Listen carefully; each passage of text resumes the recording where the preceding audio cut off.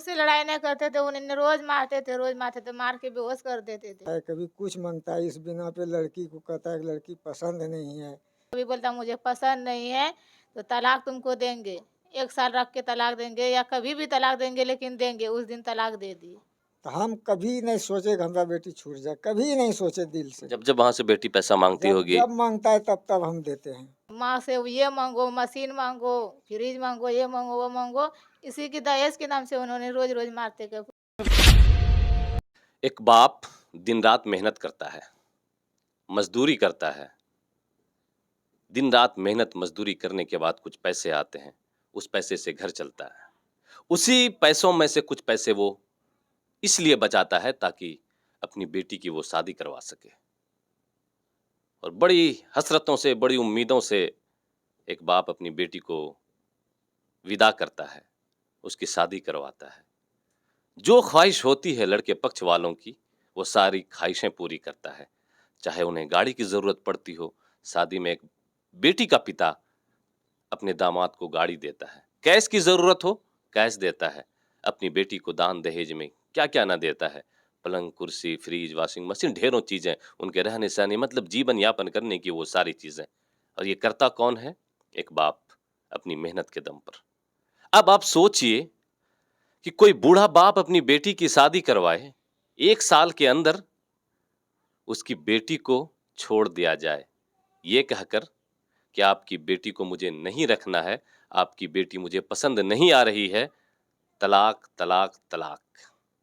3 बार ये लफ्ज बोला जाता है और उसकी बेटी को छोड़ दिया जाता है। इल्जाम क्या लगता है कि आपकी बेटी मुझे पसंद नहीं थी। तब कहाँ थे वो लोग, या फिर तब कहाँ रहती? ये घटना किसी एक जगह की नहीं है, ढेरों जगह ऐसा देखने को मिलेगा। नजर उठाइए ना, अपने आसपास देखिए ना, ढेरों लड़कियां ऐसी आपको मिलेंगी जिनका डिवोर्स हो चुका है, ये कहकर कि लड़की पसंद नहीं आई। तो शादी से पहले कहाँ होते हैं वैसे लोग जो शादी के एवज में भारी डिमांड लेते हैं, गाड़ी लेते हैं, सारे सौ को, जो अपने घर की सारी सामान की जरूरत की सामान लेते हैं। ऐसी ही कहानी से मैं आपको आज रूबरू करवाऊंगा। हमारे साथ में जो बैठे हुए शख्स दिख रहे हैं, ये इसी बूढ़े बाप की कहानी है। ऐसे ढेरों बूढ़े बाप आपको समाज में दिखाई देंगे, आपको अपने इलाके, अपने क्षेत्र में दिखाई देंगे, जो बेटी का बाप होता है और उसकी बेटी को तलाक दे दिया जाता है और वो फिर वो दर दर की ठोकरें खाता है, दर दर भटकता है। ऐसे ये घर पर मौजूद हूं अभी, आइए इनसे जानते हैं कि इनके साथ क्या कुछ हुआ है। चाचा, क्या नाम है आपका? मोहम्मद मुबारक अंसारी। मुबारक अंसारी। घर कहाँ है आपका? नौवा वन। नौवा बांध, जो कि बिहार के बांका जिले का एक प्रखंड है, धुरैया, बिल्कुल थाने से 4-5 किलोमीटर की दूरी पर मुबारक अंसारी अपने घर में रहते हैं। क्या कुछ हुआ आपके साथ, जरा बताइएगा। कब किए थे बेटी की शादी आप? और 29-30 जनवरी को शादी किए 2022 2022 में। ठीक। 2023 में उसका छुटकारा हो गया। इसी मार्च के महीना में? मार्च महीना में। मतलब 1 साल 2 महीना आपकी बेटी 16 मार्च को छुटकारा हुआ है। क्यों छुटकारा हो गया? बहुत बर्दाश्त किए नहीं, तब भी नहीं। कभी फ्रिज मांगता है, कभी सिलाई मशीन मांगता है, कभी कुछ मांगता है। इस बिना पे लड़की को कहता है कि लड़की पसंद नहीं है। माँ देखा, बाप देखा, बहुत सारा सारे आदमी, लोग देखने के लिए तो आए होंगे। बहुत आदमी आया था। 10 आदमी आया चुड़खे करने के लिए। उस वक्त पसंद था, अभी कह रहा कि लड़का पसंद नहीं है। ये कह के छोड़ दिया? ये कह के आप लोग जबरदस्ती छुड़वाए या वो लोग नहीं, छुड़वाए? हम लोग तो रखने के लिए बार बार उसको, अभी हम त्योहार जो है उसमें 1500 रुपया दिए हैं त्योहार करने के लिए। सबे बारात। सबे रात में बच्चा बुतरू खाएगा। हम्म। तो हम कभी नहीं सोचे कि हमारा बेटी छूट जाए, कभी नहीं सोचे दिल से। जब जब वहां से बेटी पैसा मांगती जब होगी? जब मांगता है तब तब हम देते हैं। जब भी कोई जरूरत पड़ता है देते हैं। एकदम मारा यहाँ दामाद ने मेरे घर में एक फाइट मारा, नाक से ब्लड गया, उसके बाद 2 बोतल सलाइन पूरे नवाबान देखा है। यहाँ भी आके लड़का यहाँ मारपीट भी किया? मारा है। उस वक्त हम घर में नहीं थे, हम बाहर में थे। अच्छा, शादी जब किए थे, क्या कुछ दिए थे बेटी को, दामाद को? शादी किए तो हम गाड़ी दिए हैं। कौन सी गाड़ी? SP shine, Honda SP shine. ठीक है, उसके बाद? 1 लाख रुपया दिए हैं। कैश, नगद में? कैश मतलब नगद दहेज दिए भी हैं। दिए हैं 50 भर चांदी दिए हैं अपनी बेटी को? बेटी को। नाक में सोना दिए, कपार में मंटिका दिए हैं। कितना खर्च किए होंगे आप शादी में? हम कम से कम 5 लाख? टोटल खर्च 5 लाख से पार कर गया। भोज भखन दिया लिया, जब इतना आपने कैसे दे दिया तो फिर 5 लाख तो चला ही गया। हाँ, इस बीच में फिर पंचायती हम किए फसिया में जाके, तो तलाक के बाद। पहले मतलब तलाक पहले भी मारपीट होता था। पहले 20 दिन पहले तो विदा होके यहाँ से पंचायती होके ले ही गया है। वहाँ का 2 आदमी था पंच, उसने विदा करके ले गया। 20-22 दिन के बाद ये घटना हो गई, तलाक दे दिया। तलाक दे दिया। अब जो सामान आपने दिया था, जो पैसा दिया था, जो गाड़ी दिया था, वो सब भी आपको वापस कर दिया होगा। हमको कुछ नहीं वापस किया है, हम तो वही चाह रहे हैं, लेकिन कुछ नहीं वापस दिया। एक फुट्टी कौड़ी हमको वापस नहीं देना चाह रहा है। क्यों नहीं देगा भाई, आप जब दिए वो तो? अकड़ियल आदमी है, कहता है कि जाइए केस कीजिए, ये कीजिए, वो जो कीजिए, करना है कर जो लीजिए। करना है कर दीजिए। उनको पता नहीं है तलाक का नियम कितना कठोर है अभी। उसको नियम मालूम तो होगा, जात बिरादर है तो मालूम तो होगा, लेकिन वो कहाँ किए थे बेटी की शादी, ये बता दीजिए। फसियों में, ये कहाँ है फसिया? पदरगामा थाना, गोड्डा जिला झारखंड में। जिला गोड्डा, झारखंड। फसिया में शादी किए थे। अब क्या नाम था दामाद का आपके? मोहम्मद मेराज अंसारी, उनके पिताजी का? मोहम्मद रहमान अंसारी। उनके पिताजी से बात की आपने सामान के लिए, पैसे के लिए, अपनी गाड़ी के? पिताजी तो घर में है ही नहीं है, वो फोन पे क्या बात करता है, हमसे कभी बात नहीं हुआ इस विषय में। हमसे उसके पिताजी से कोई बात नहीं हुआ। वो घर वाला क्या बात करता है नहीं करता, वो पंजाब में शादी कर को 1 महीना घर में नहीं रहा था।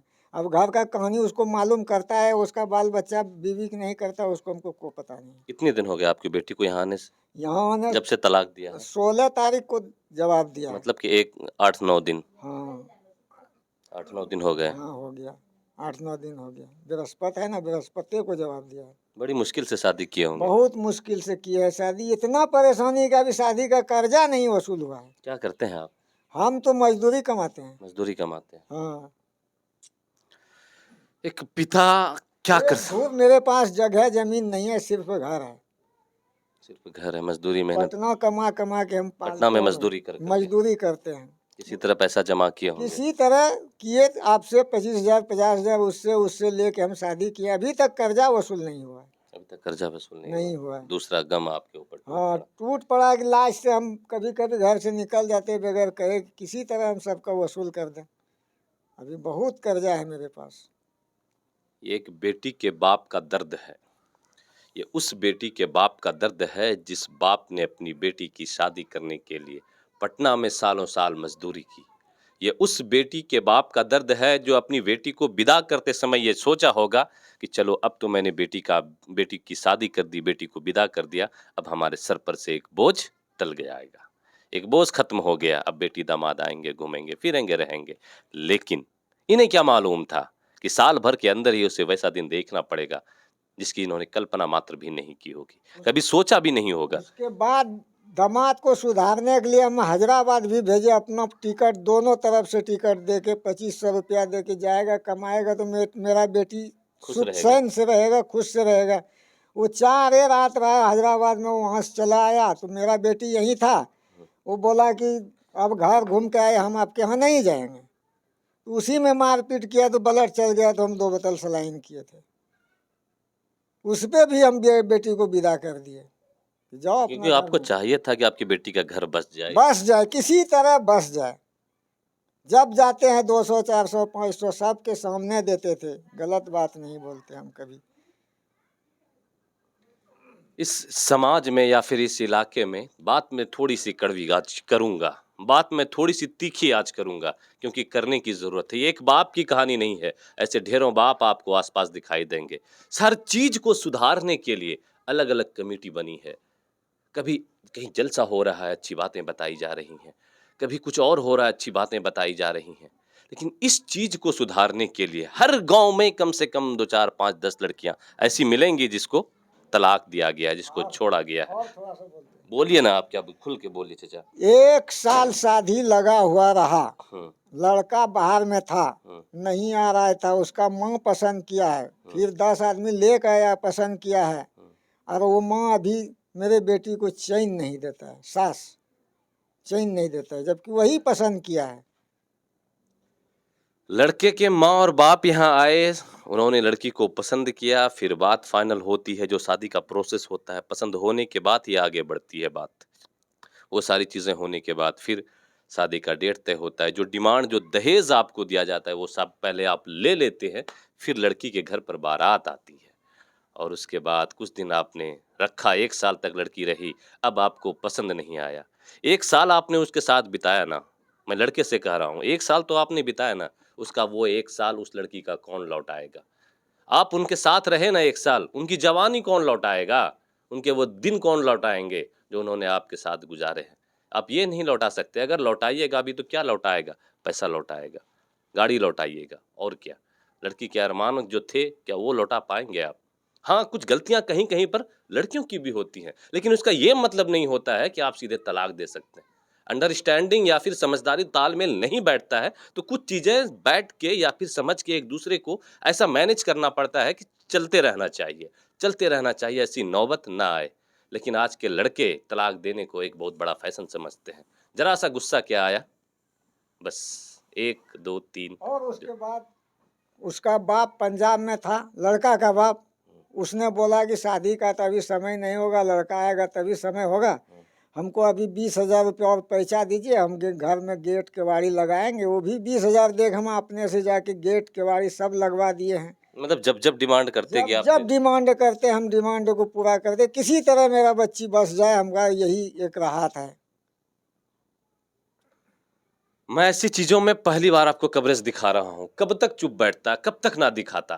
रोज तो ऐसी चीजें, रोज मेरे पास ढेरों फोन कॉल्स ऐसे आए हैं जो तलाक का मामला है, लेकिन अब मैं रोक नहीं पाया खुद को। नहीं, ये चीज समाज को देखना चाहिए, ये चीज समाज के उन जिम्मेदारों को देखना चाहिए जिनके ऊपर समाज की पूरी ठेकेदारी होती है, जो समाज का खुद को रहबर करते हैं, खुद को समाज का मसीहा कहते हैं। तो आइए रहबर साहब, आइए मसीहा साहब, आप लोग इस चीज के ऊपर भी फोकस दीजिए। इन चीजों के ऊपर भी ये काम करने की जरूरत है, समाज को सुधारने की जरूरत है कि ऐसी नौबत ही ना आए कि कोई बेटी का बाप इस तरह तड़पे, कोई बेटी का बाप शादी करने के बाद भी इस तरह से उसको तड़पता हुआ देखने को मिले, इस तरीके से कपकपाए कि अपनी बेटी की जिंदगी के लिए किस तरीके से। आइए ना थोड़ा सा हम अगर लड़की से भी बात करने की कोशिश करते हैं, आइए चलते हैं, देखते हैं।